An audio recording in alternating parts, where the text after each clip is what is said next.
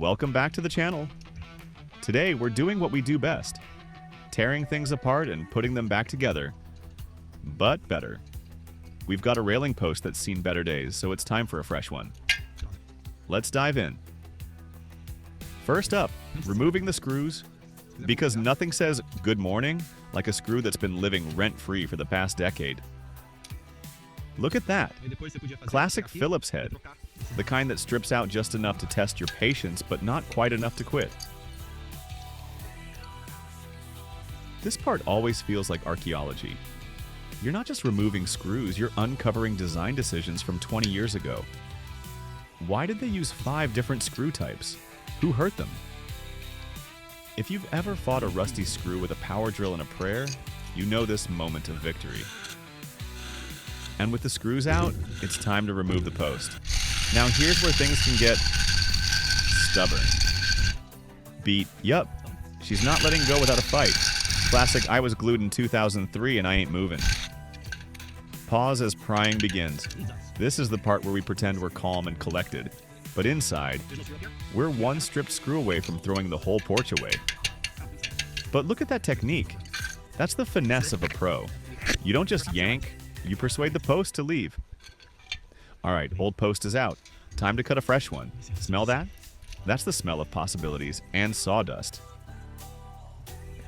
Measuring twice.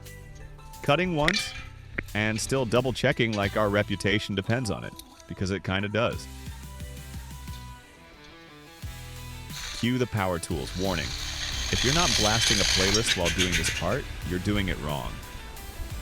There's just something satisfying about a clean, straight cut.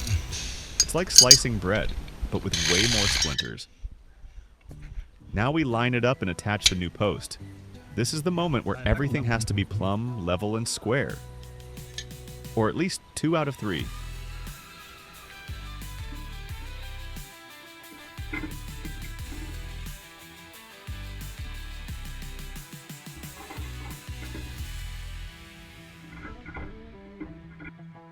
We're not just screwing in hardware here, we're restoring structural integrity, baby.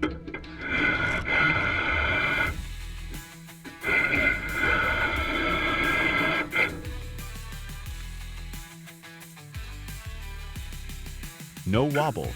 That post is going nowhere. You could lean on that thing like your life depends on it, because in some cases it might.